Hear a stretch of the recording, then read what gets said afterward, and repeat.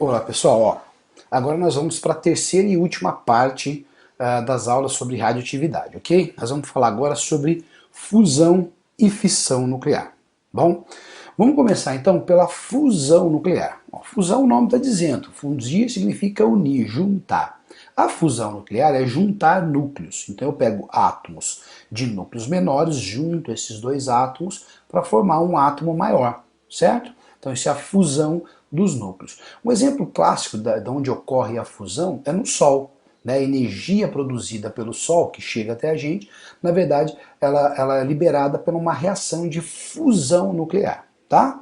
Vamos dar uma olhadinha aqui na reação que ocorre de maneira simplificada lá no Sol, ok? Então vamos lá, eu tenho aqui dois átomos de hidrogênio, certo? Esses átomos de hidrogênio se colidem, fundindo, liberando uma grande quantidade de energia, certo? Liberando também um pósitron e se transformando no átomo de deutério. Tá vendo? Então, dois núcleos, dois prótons se juntam, sai um pósitron e forma aqui então o hidrogênio 2, certo?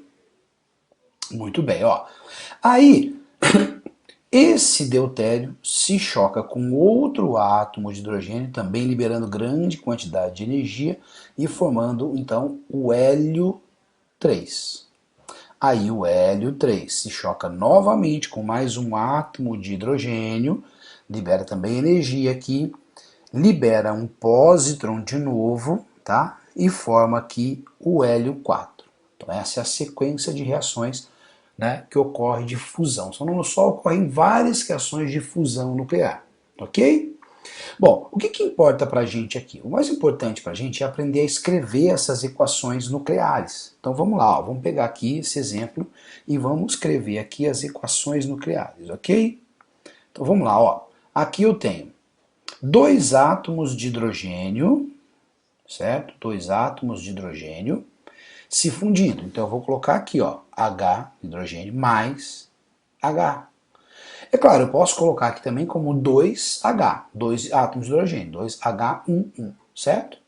Mas também vou colocar desse jeito aqui. Olha lá, o que vai acontecer? Ele vai se transformar aqui, num átomo de hidrogênio 2 de deutério, né? E vai liberar aqui um pósitron. Então vai dar deutério mais o pósitron, beleza?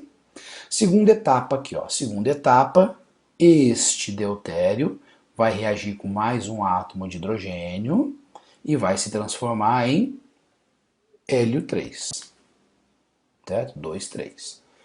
Este átomo de hélio 3, certo?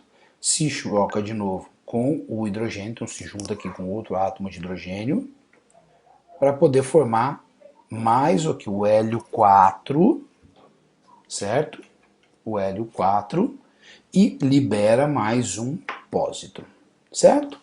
Bom, então a gente pode juntar aqui essas três etapas, né, que ocorrem lá para formar aqui uma única reação química. Então olha só, vamos fazer assim, nós vamos somar essas equações, tá? Então nós vamos pegar esse deutério que está aqui, cortar com o deutério que está aqui. Então o deutério que foi produzido aqui foi consumido aqui, certo?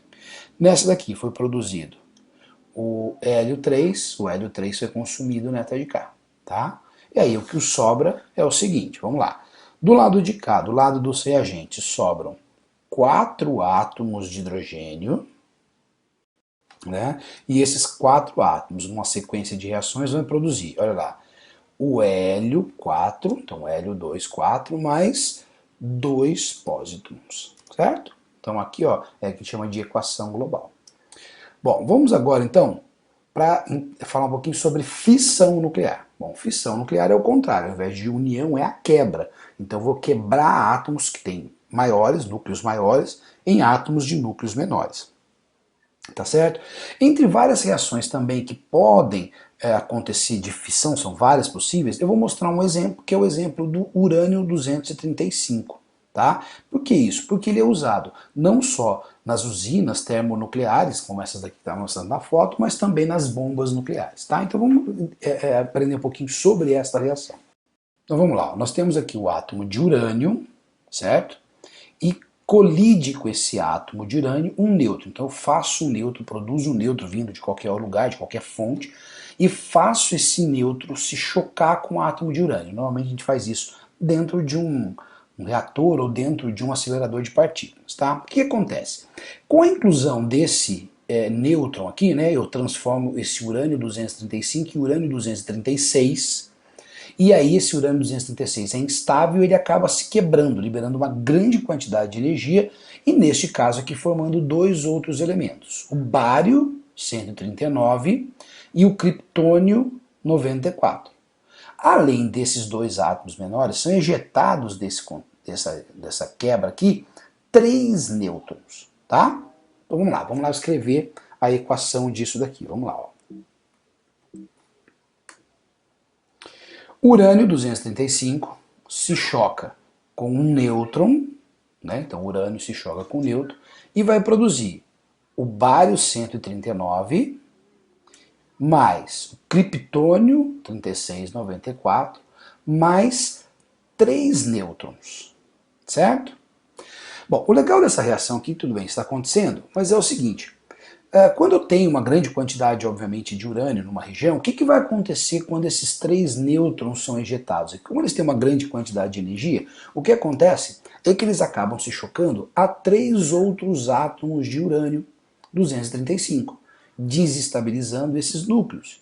E aí esses 3 núcleos se quebram, né? E aí eles se quebram, formando 3 bários, 3 criptônios, mas o mais importante aqui, ele se quebra formando mais 9 nêutrons. Esses 9 nêutrons vão se chocar com 9 outros átomos de urânio e aí a reação continua numa reação em cadeia.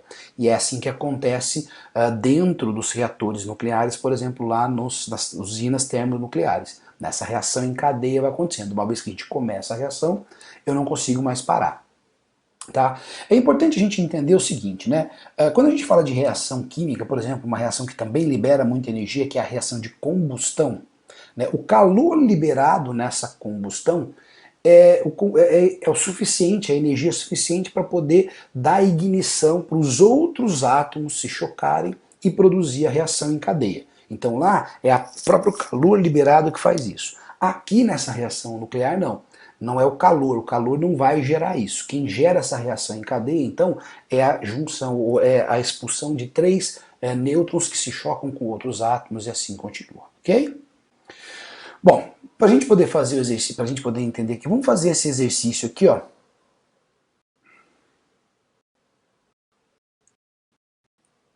Bom, vamos fazer então o exercício número 2 da apostila, né, que é bastante simples aqui da Unicamp, falando um pouquinho sobre essas ideias que a gente acabou de ver de fissão e fusão nuclear, ok? Então vamos lá, ó. Um filme de ficção muito recente destaca o isótopo do hélio 3, né, hélio 2,3, muito abundante na Lua como uma solução para a produção de energia limpa na Terra. Uma das transformações que esse elemento pode sofrer e que justificaria seu uso como combustível está esquematicamente representada na reação abaixo, em que o hélio 3 aparece como reagente. Então, já mostrou pra gente aqui, o hélio 3 é esse daqui, ó. Esse daqui são o hélio 3, então já vou colocar aqui, ó. Aqui é o hélio 2, 3, certo? Deixa eu arrumar aqui, peraí. Hélio 2, 3, beleza? Então vamos lá. Ó. De acordo com esse esquema, pode-se concluir que essa transformação que liberaria muita energia é uma. Então vamos lá. Fissão, fusão, fissão. Então ele pergunta aqui primeiro se é fusão ou fissão, e ele fala, no esquema as esferas mais escuras representam os nêutrons e as mais claras os prótons. Bom, então a gente tem que ver o seguinte, tem que identificar aqui, né? O que é essa daqui? Ó, a gente está vendo aqui 2 átomos menores, né, para formar um único átomo maior e vai liberar aqui outras 2 partículas. Então, a gente já pode ver aqui que essa é uma reação de fusão. Então, eu estou juntando, unindo. Então, eu já posso eliminar aqui a alternativa A e posso eliminar a alternativa D. Ok? Então, vamos lá. Agora, o que cada uma dessas bolinhas aqui representa? Vamos fazer o seguinte, ó. O hélio 3, qual é o número de prótons e qual é o número de nêutrons que eu tenho nessa partícula? Tá? O hélio, olha lá, o número atômico é o número de prótons, então ele tem 2 prótons. Bom, como é que eu determino o número de nêutrons? O número de nêutrons eu determino lá, pegando o número de massa menos o número de prótons. É isso, ó. Lembra lá, o número de massa, o número de massa é igual ao número de prótons mais o número de nêutrons. Então, se eu pegar o número de massa e subtrair o número de prótons, eu encontro o número de nêutrons, que no caso aqui vai ser 1. Então, ó, se eu olhar para esse desenho, prótons tem 2, então essa bolinha preta aqui, ó, é o próton. E a bolinha clara, nêutron. Certo? Então tá lá, ó, é uma fusão nuclear e no esquema as esferas mais escuras representam os prótons, tá lá. E as mais claras, os nêutrons, alternativa C. Beleza? Bom, vamos falar um pouquinho agora da utilização. Já que nós falamos da reação de fissão nuclear, vamos falar de onde elas são utilizadas, né? Eu disse que a reação de fissão, aquela lá do urânio 235, é utilizada, por exemplo, em usinas termonucleares que a gente falou aqui. Então eu tenho exemplo aqui, ó, essa daqui é a foto da usina de Angra dos Reis, né, aqui no Brasil. Aqui nós temos outras duas fora do Brasil. Então repare que todas elas têm uma cúpula aqui, ó, meio arredondada, né? Dá pra gente ver aqui em alguns lugares. Essa cúpula aqui é onde fica o reator, que é onde ocorre a reação nuclear, ok? Então vamos dar uma olhadinha no que acontece dentro então desses reatores. Ó, aqui estaria o reator, ou seja, aquela cúpula, e dentro aqui eu tenho o reator. O que eu tenho dentro desse reator aqui? Eu tenho algumas varetas, algumas lugares feitos de metal, né, umas varas de metal, e dentro delas pastilhas de urânio enriquecido. Se você assistiu aquele vídeo que eu falei para vocês lá sobre daquela série lá Tudo se Transforma, lá ele fala um pouquinho sobre enriquecimento de urânio. Se você não viu, assiste lá que ele vai explicar melhor o que é enriquecimento de urânio. Eu vou falar aqui de maneira bem simples. Quando a gente pega urânio na natureza, o urânio é um elemento abundante na natureza, né? Eu tenho minério de urânio, eu tenho dois isótopos basicamente do urânio, né, em maior quantidade, o urânio 235 e o urânio 238. O urânio 235 é o que a gente chama de urânio físsil, que é aquele que eu uso para fazer, que é mais fácil de eu quebrar e produzir essa reação de quebra, essa fissão nuclear. Mas a quantidade dele na natureza é em torno de 0,07%, é uma quantidade muito pequena, né? menos de 1%, né? 0, alguma coisa. O que eu preciso? Para poder usar dentro desses reatores, eu preciso aumentar a quantidade, né? Aumentar essa porcentagem. Então o que eu faço é colocar esse elemento, o urânio, dentro de uns aparelhos chamados ultracentrífugos, onde eu retiro dessa mistura o urânio 238. Então eu arranco, tiro de lá o 238, então dessa forma eu aumento a proporção de urânio 235. Então lá para poder fazer usina, né, para usar aqui, eu preciso lá em torno de 20%, 30% de urânio 235 e eu já consigo fazer energia nuclear a partir disso daí, certo? Então aqui dentro, ó, dessas varetas é onde ocorre a reação. Tá? Mas como a gente viu, é uma reação que libera uma quantidade muito grande de energia e que se a gente deixar acontecer, ela vai liberar uma quantidade muito grande, uma explosão. Então como é que a gente faz para controlar isso? Essas varetas ficam dentro da água, né? Então eu controlo a temperatura em que essas varetas estão. E com o controle dessa temperatura eu consigo controlar a velocidade que a reação de fissão ocorre. Então eu controlo a cinética a partir da temperatura, certo? Então essa reação aqui dentro vai liberar calor, né? Eu controlo com essa água, mas o que eu faço com essa água também? Eu faço essa água circular, essa água superaquecida que está aqui, ela é usada para passar por dentro de uma caldeira, né, aonde ela vai ser usada para aquecer uma outra água, agora numa pressão menor, né, que vai produzir vapor. Então a água superaquecida aqui aquece a água dessa caldeira produzindo vapor. Esse vapor é canalizado até a turbina e esse vapor faz a turbina girar que produz eletricidade. Certo? Depois esse vapor é vai para um outro lugar, onde ele é resfriado, volta a condensar e vai lá para dentro da caldeira de novo para ser aquecido, certo? Para esfriar esse vapor, eu pego uma água externa, normalmente de um lago, de um rio ou do mar, né, para resfriar essa água aqui e essa água volta. O que é interessante a gente observar aqui é que a água que tem contato com o material radioativo, ela não tem contato com o material aqui, com a água que está dentro dessa caldeira, certo? Então, essa água que está dentro da caldeira, como não tem contato com a água lá de dentro, ela não é radioativa, ela não está contaminada com material radioativo, tá? E ainda assim, a água que a gente usa e volta para a natureza, né? Olha só, essa água aqui, ela também não tem contato com a água que está dentro da caldeira. Então isso é uma forma da gente evitar que a radioatividade que está aqui dentro chegue até o rio, lago ou mar, né? Então pode ver aqui na foto, ó, em todos os casos a gente tem um mar próximo para usar em grande quantidade de água para poder resfriar as caldeiras, lá, um rio, um lago, alguma coisa que possa ser usada para poder resfriar. Aqui nessas outros modelos aqui de usinas, eu tenho essas torres aqui que são muito comuns aparecer, né, principalmente quando a gente vê lá o desenho dos Simpsons, né, falando da radioatividade, da usina nuclear que está lá. Esses são os resfriadores da usina. Então essas caldeiras aqui, ou essas caldeiras, essas chaminés aqui, né, essas torres aqui, elas são usadas para resfriar a água antes de devolver essa água para o rio, ou para o mar, ou para o lago, ok? Bom, vamos fazer então o exercício número 4, que fala um pouquinho da quantidade de energia que é liberada nessa usina nuclear aí, né? Então vamos lá, ó. A obtenção de energia por meio de fissão nuclear do urânio 235 é muito superior quando comparada à combustão da gasolina. O calor liberado na fissão do urânio 235 é de 8 vezes 10 a décima joule por grama de urânio. E na combustão da gasolina, 5 vezes 10 a quarta joules por grama. A massa de gasolina necessária para obter a mesma energia na fissão de 1 kg de urânio 235 é da ordem de... O que eu tenho que fazer primeiro? Primeiro eu preciso descobrir quanto de energia libera se eu fizer a fissão de 1 kg de urânio. Eu sei de 1 grama, né? Eu preciso saber de 1 kg. Depois eu vou pegar essa energia liberada por 1 kg e vou ver quanto de gasolina eu preciso para produzir essa mesma quantidade de energia. Então vamos lá. Eu sei que se eu pegar 1 grama de urânio, eu vou produzir 8 vezes 10 a décima joules. Se eu pegar 1 quilograma, né, ou seja, 1000 gramas de urânio, quanto eu vou produzir?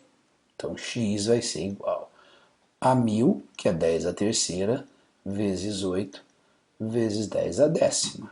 Então X aqui vai dar 8 vezes 10 a 13 joules. Essa é a quantidade de energia liberada por 1 kg de urânio. Tá, agora eu quero saber quanto de gasolina eu preciso para produzir isso, certo? Então vamos lá, eu sei que se eu pegar 1 grama de gasolina, eu vou liberar 5 vezes 10 a quarta joules, certo?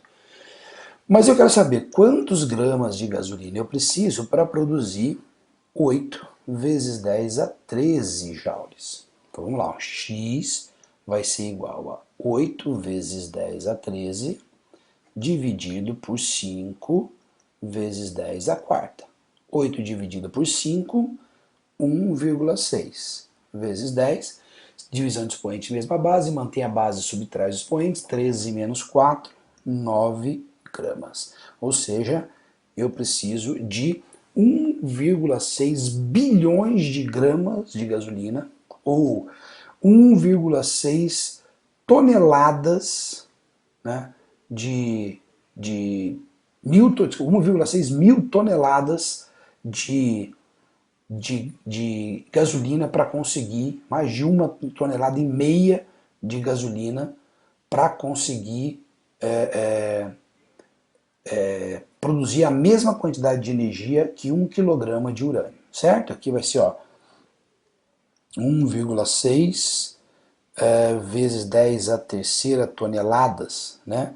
Ou 1.600 toneladas de gasolina para conseguir essa mesma energia. E, olha só, com 1 grama só de urânio, né? E melhor, sem produzir nenhum gás tóxico, sem produzir CO2, certo? Então repare que, como a gente disse aqui, realmente a energia nuclear ela é uma energia limpa, né? Não produz nenhum gás tóxico. Porém, a gente não pode entender que ela não traz nenhum problema, não. O uso da energia nuclear traz sim alguns problemas, né? Basicamente três problemas. São eles: o lixo radioativo, ou seja, aquele material do urânio, depois de um certo tempo, aquela pastilha que fica lá dentro da piscina de água lá, né?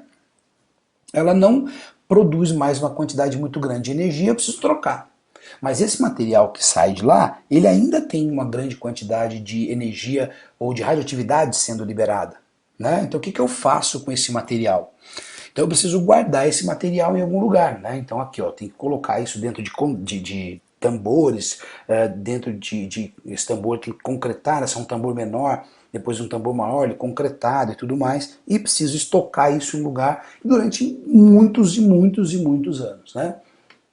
E alguns países no começo, né, dessa produção de energia de material para a usina nuclear, guardava esse material em cavernas ou no fundo do mar, né? Então poderia haver algum tipo de acidente e ainda provocar contaminação do ambiente. Então esse lixo, o que fazer com esse lixo é um problema das usinas nucleares. O outro problema é o aquecimento das águas dos rios ou lagos, né, ou do mar que a gente usa para resfriar aquela caldeira, né? Então essa água, por mais que a gente mesmo faça o resfriamento, ela volta mais quente para o rio, para o mar. E isso pode acelerar o metabolismo do ecossistema ali, né, dos seres vivos, da fauna e da flora, e provocar um desequilíbrio ali, tá? E claro, o terceiro e mais problemático é um acidente nuclear, como a gente viu, por exemplo, em Chernobyl, ou mesmo em Fukushima, depois lá do maremoto, terremoto que teve lá no Japão, certo? Esses são os grandes riscos que a gente tem por ter uma usina nuclear. Mas enfim, ela produz uma grande quantidade de energia sem produzir grandes poluentes, né, para o meio ambiente. Pelo menos não contribui para o efeito estufa, certo? Bom, agora vamos falar um pouquinho da outra utilização que a gente viu ali, daquela reação do urânio 235, que é a produção de armas nucleares, né? A gente tem aqui, ó, a primeira bomba nuclear que foi produzida, né, foi chamada de Projeto Trinity, onde tinha essa estrutura aqui, né, foi feito o primeiro teste. Era uma bomba de fissão nuclear, né? Só que aqui no caso fissão do plutônio, numa outra reação de fissão, tá? A medida da energia liberada nas bombas nucleares, ela é medida numa unidade chamada de quilotons. O que é esse quilotons? Quilo, 1000 vezes, né? Tom, toneladas. Então seria 1000 toneladas. Seria a energia liberada, ou energia produzida na explosão de dinamite ou de TNT. Então, 20 quilotoneladas de dinamite. Então, a energia liberada aqui foi de aproximadamente a energia liberada se eu tivesse explodido 20 mil toneladas de dinamite ou 20 mil toneladas de TNT. Tá? Essa foi feita no deserto do Novo México. Eles foram colocar essa bomba lá em cima de uma torre e explodiram. Essa foi a primeira bomba, o primeiro teste. Né? Um mês, um pouco mais de um mês depois, um pouco menos de um mês depois desse primeiro teste, foram lançadas duas bombas, né, em Hiroshima e Nagasaki. Né? São essas duas aqui que nós estamos vendo aqui. Né? Elas são chamadas, essa mais compridinha chamada de Little Boy, que foi a explodida em Hiroshima, que foi solta em Hiroshima. Ela tinha a energia de 15 quilotons, né? Um pouquinho menor do que a primeira, né? E ela era uma bomba feita de urânio, né? Um material radioativo aqui era o urânio, certo? Aqui a outra que foi lançada em Nagasaki, que é a Fat Man, de 21 quilotons, um pouquinho maior do que aquela lá, e essa daqui é de polônio, desculpa, né? De plutônio, tá? Ela é feita de plutônio, esse material aqui, essa esfera de plutônio, tá? Mas a gente tinha lá um gatilho feito de polônio, tinha urânio lá dentro também, certo? Essa reação. A gente pode ver no outro momento aqui como funcionam essas bombas, mas é só para mostrar um pouquinho dessa utilização, tá? Bom, vamos então fazer o exercício número 1, que diz o seguinte: a bomba reduz nêutrons e neutrinos e abana-se como um leque da reação em cadeia. Nesse fragmento do poema, o autor refere-se à bomba atômica de urânio.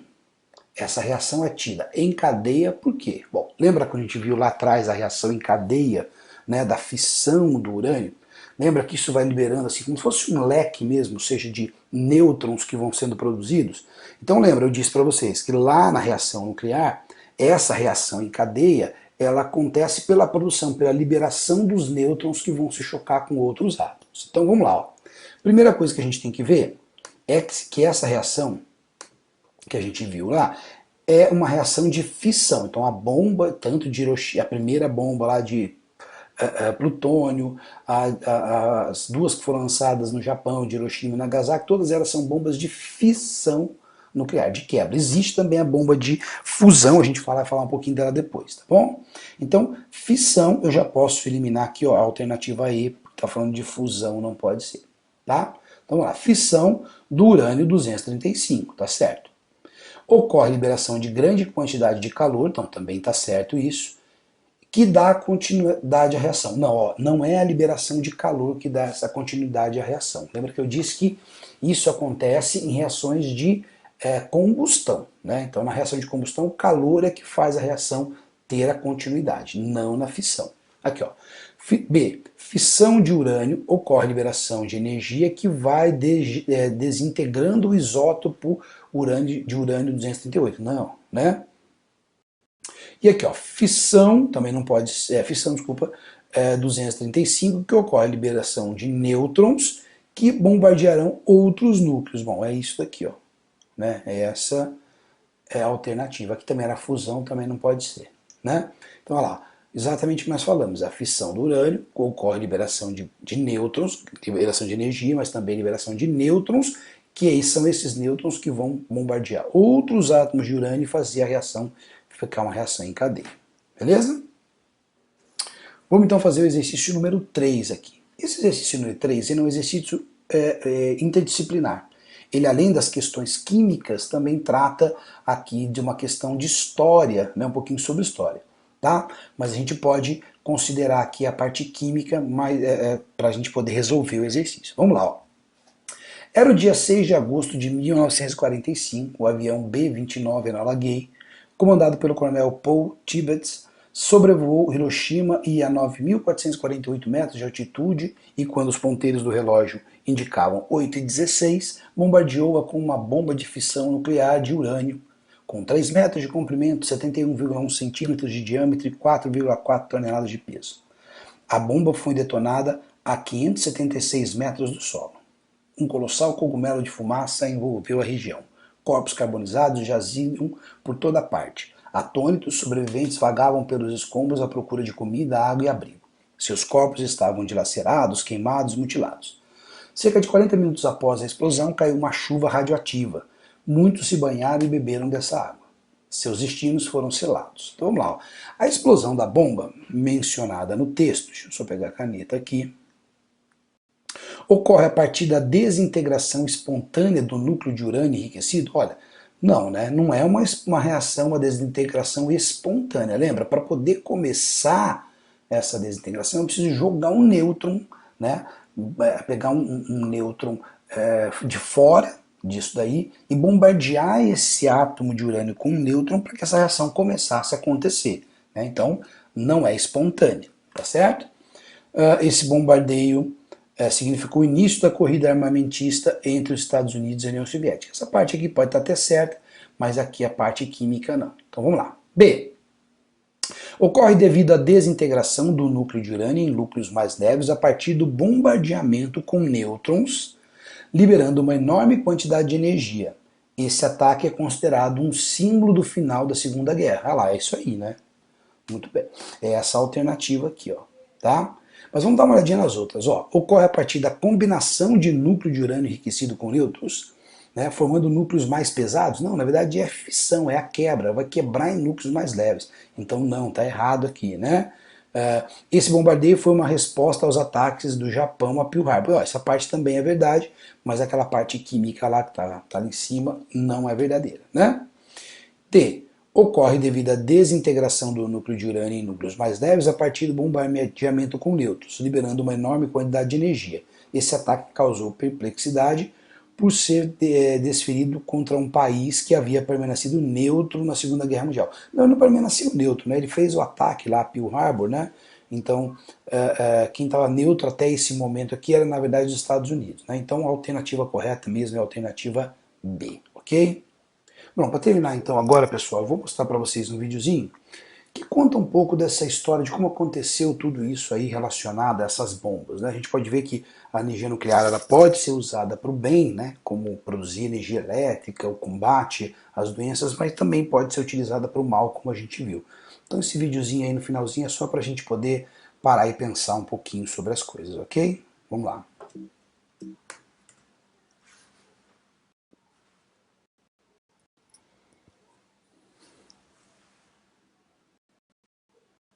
Last-minute checks were made by scientists and military technicians in the New Mexico desert as they prepared for the first atomic bomb test.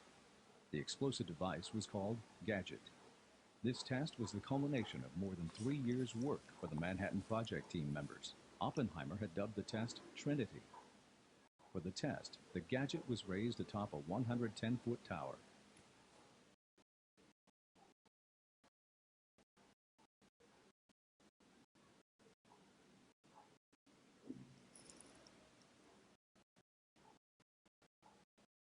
On July 29th at 5:29 a.m., the Gadget turned the pre-dawn sky as bright as the sun, as the first atomic mushroom cloud rose above the horizon.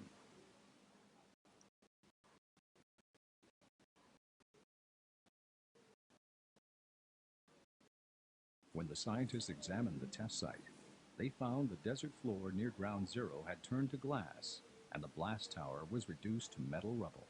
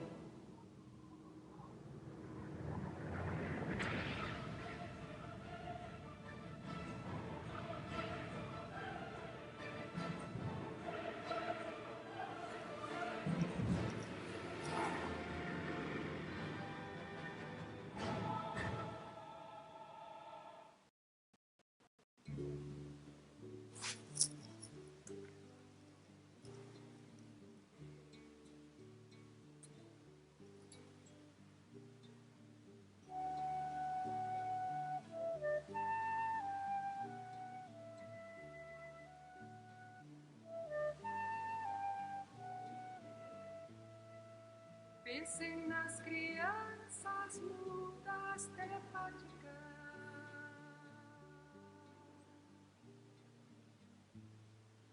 Pensem nas meninas cegas e inexatas.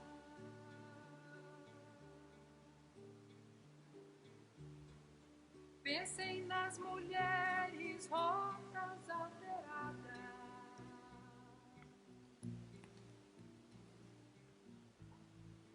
Pensem nas feridas como rosas cálidas.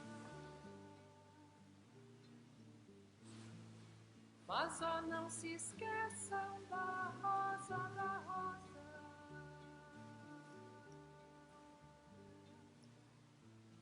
Da rosa de Hiroshima, rosa hereditária.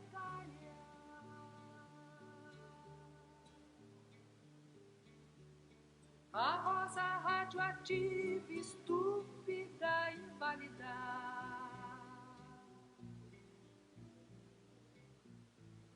A rosa com cirrose, a anti-rosa atômica.